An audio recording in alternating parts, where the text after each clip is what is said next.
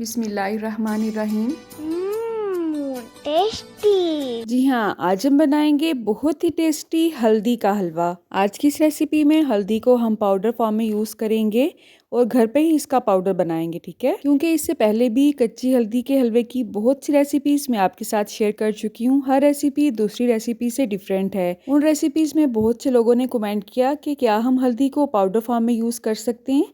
तो आज मैंने आपकी मुश्किल आसान कर दी है। कच्ची हल्दी अगर आपके एरिया में अवेलेबल नहीं है तो आप उसे पाउडर फॉर्म में भी ले सकते हैं, ठीक है।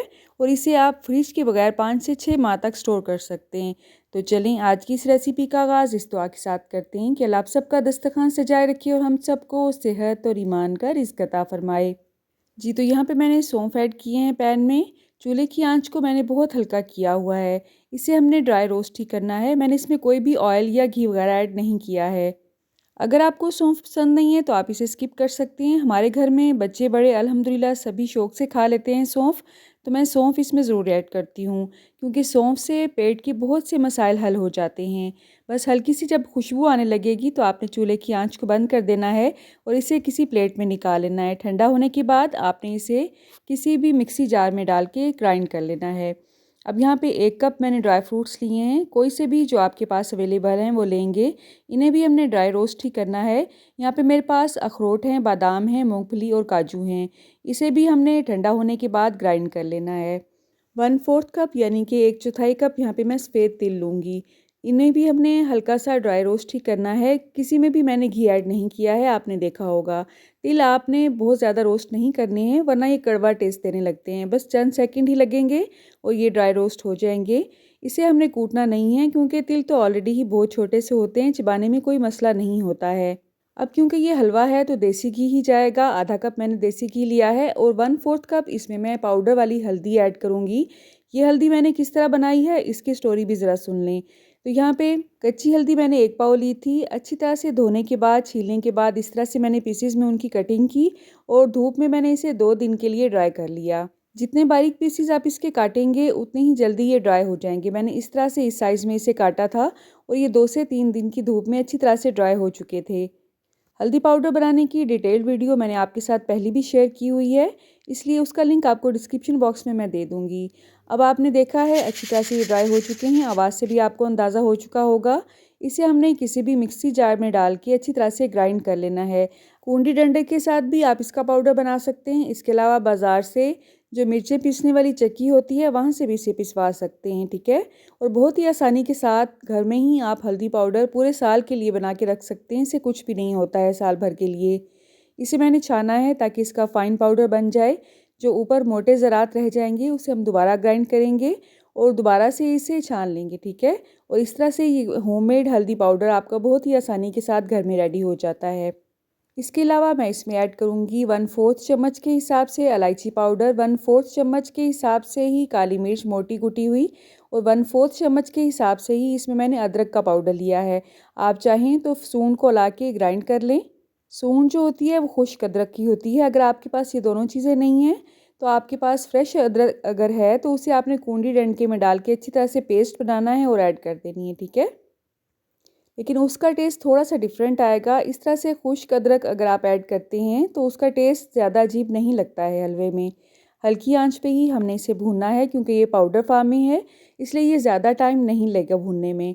और चंद सेकंड के अंदर अंदर ही आपको बहुत ही अच्छी सी खुशबू आने लगेगी इसकी। बस इसी पॉइंट पे ही आपको पता होना चाहिए कि हल्दी अच्छी तरह से भुन चुकी है। अगर आप पाउडर फॉर्म में हल्दी को नहीं लेना चाहते हैं तो आप कच्ची हल्दी को अच्छी तरह से अदरक की तरह पेस्ट बना के वो भी इसमें ऐड कर सकते हैं हलवे में, ठीक है। बस 1 मिनट ही मैंने इसे भुना है। उसके बाद इसमें ऐड करेंगे भुने हुए चनों का आटा। 2 कप आपने भुने हुए चने ले लेने हैं और उसे ग्राइंडिंग जार में डाल के ग्राइंड कर लेना है। बस इतनी सी ही देर लगती है और आपका चनों का पाउडर घर में ही रेडी हो जाता है। इसकी जगह पे आप बेसन भी ऐड कर सकते हैं लेकिन उसमें थोड़ी सी ज़्यादा मेहनत होती है क्योंकि उसका कच्चापन ख़त्म करने के लिए आपको कम से कम हल्की आंच पे 15 से 20 मिनट उसे भूनना पड़ता है। इसके अलावा सौंफ का पाउडर मैंने बनाया था वो भी इसमें ऐड कर दिया है। तेल जो भून के हमने साइड पे रखे थे वो भी इसी पॉइंट पे हम ऐड करेंगे। इन तमाम अज्जा की जो आपने मिक्सिंग है ना वो बहुत अच्छी तरह से करनी है।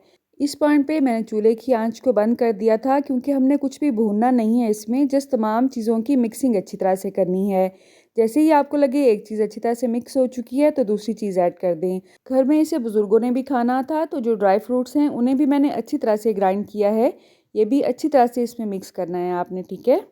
सर्दियों में जिन लोगों के हाथ पाँव इंतहाई ठंडे रहते हैं, कमर में, घुटनों में या जोड़ों में कहीं भी बहुत ज़्यादा तकलीफ़ रहती है, तो उसके लिए ये बेस्ट हलवा है। तो आपने देखा बहुत अच्छी तरह से तमाम अज्जा मिक्स हो चुके हैं और ये पाउडर फॉर्म में आ चुका है, कहीं भी लम्स आपको नज़र नहीं आ रहे होंगे।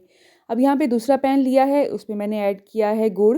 गुड़ आपको अच्छी तरह से ग्राइंड करके लेना है, उसे कूंडी डंडे में डाल के कूट लें ताकि उसे मेल्ट होने में आसानी हो, या आप देसी शक्कर जो मिलती है वो भी ले सकते हैं। यहाँ पे मैंने असल में देसी शक्कर ही ली है। देसी घी के पैन को मैंने चूल्हे के साथ ही रखा है ताकि ये थोड़ा सा मेल्ट हो जाए, क्योंकि हमें देसी घी की बाद में भी ज़रूरत पड़ने वाली है।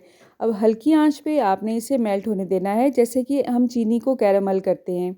असल में चीनी भी तेज़ आंच पे कैरामलाइज तो हो जाती है लेकिन जल जाती है, तो इसलिए शक्कर को भी अगर आपने कैरामलाइज करना है तो हल्की आंच पे ही करना है। अब यहाँ पे जो भी पैन हमने लेना है इसे डालने के लिए वो आपने पहले ही ग्रीस करके रख लेना है। मैंने एक लोहे का पैन लिया है, इसके नीचे पेच लगा के अच्छी तरह से ग्रीस किया है। जो भी मोल्ड आप लें आपने ग्रीस करके पहले ही रख लेना है, क्योंकि आपके पास बाद में टाइम नहीं होगा इसे ग्रीस करने का, ठीक है। आप में से बहुत से लोग एतराज़ करेंगे कि आपने साफ़ पेज क्यों नहीं लिया है इसे ग्रीस करने के लिए। तो यहाँ पे छोटी बेटी ने मेरे ये काम करके दिया है, अक्सर चीज़ों में वो बहुत हेल्प करती है मेरी अल्हम्दुलिल्लाह, तो उसी ने ही मुझे ये दोनों पैन ग्रीस करके दिए हैं, ठीक है। आपके काम के दौरान बच्चे अगर थोड़ी बहुत हेल्प कर देते हैं तो जैसी भी वो हेल्प करते हैं उन्हें अप्रिशिएट किया करें, उसमें नुक्स मत निकाला करें। अब जैसे ही हमारा ये शक्कर या गुड़ कैरामलाइज हो जाएगा तो पाउडर फॉर्म वाला सारा मेज़ा हमने इसमें ऐड कर देना है। चूल्हे की आंच को आपने इंतहाई स्लो रखना है। अगर आपको लगे कि कैरामल जलने लगा है तो आपने चूल्हे की आंच को बंद कर देना है, क्योंकि गुड़, शक्कर या चीनी अगर जल जाएगी तो तमाम की तमाम रेसिपी ख़राब हो जाएगी। आप चूल्हे की आंच को बाद में ऑन भी कर सकते हैं, ठीक है। तो जैसे ही तमाम पाउडर मैंने इसमें डाला है, अब चूल्हे की आंच को मैंने हल्का सा ऑन किया है, क्योंकि ये तमाम पाउडर अच्छा खासा ठंडा हो चुका था और कैरामल जो है उसकी क्वांटिटी बहुत कम है। अगर इसी तरह से ठंडा हम इसे मिक्स करेंगे तो ये यहीं जमना शुरू हो जाएगा और ये टुकड़ी फॉर्म में नहीं आएगा। अब यहाँ पे मैंने तकरीबन आधा कप के हिसाब से देसी घी इसमें मज़ीद ऐड किया है, जस्ट 2 से 3 चम्मच इसमें रहने दिए हैं।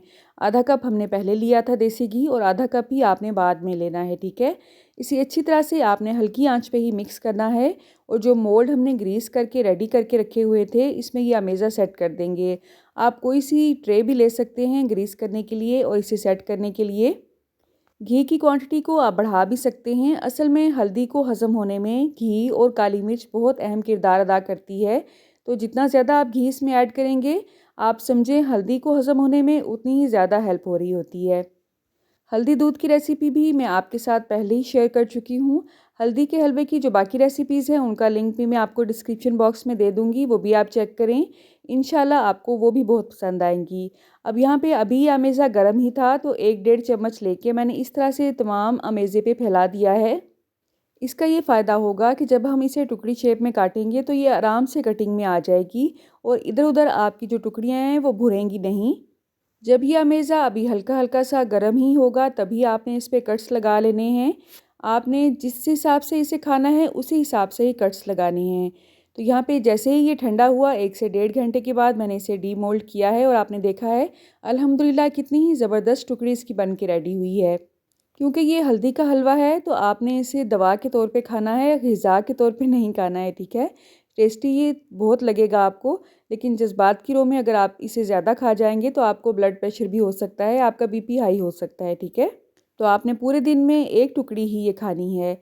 आपने उसी हिसाब से उसकी कटिंग कर लेनी है। अगर आप दिन में 2 दफ़ा खाना चाहते हैं तो टुकड़ी के पीसेस को आप छोटा कर सकते हैं। तो ये जो टुकड़ी मैंने आपको दिखाई है ये आपने आधी सुबह और आधी शाम को लेनी है। इस तरह की रेसिपीज़ को सदका जारिया समझ के दूसरों के साथ ज़रूर शेयर किया करें। इस हलवे को आप फ्रिज के बगैर भी लंबे अरसे तक स्टोर कर सकते हैं। बस आपने कोशिश करनी है जिस बॉक्स में भी, जिस जार में भी आप इसे रखें वो मुकम्मल तौर पे खुश्क होना चाहिए। मेरी लास्ट वीडियो पे जिन लोगों ने कमेंट किया उसमें शामिल है daily TV4, life with Arham Shahzad, Ayesha Shakeel, life with Ume Naeem और ख़ान कुज़ीन। अल्लाह आप सबको सेहत और ईमान का रिज़्क़ अता फ़रमाए और हम सब के रिज़्क़ में कसरत से ज़्यादा बरकत और आसानी अता फ़रमाए। आप कहाँ से और किस सिटी से मेरे वीडियोस को वॉच करते हैं, कमेंट बॉक्स में अगर आप मुझे बताएंगे तो मेरे लिए किसी इनाम से कम नहीं होगा।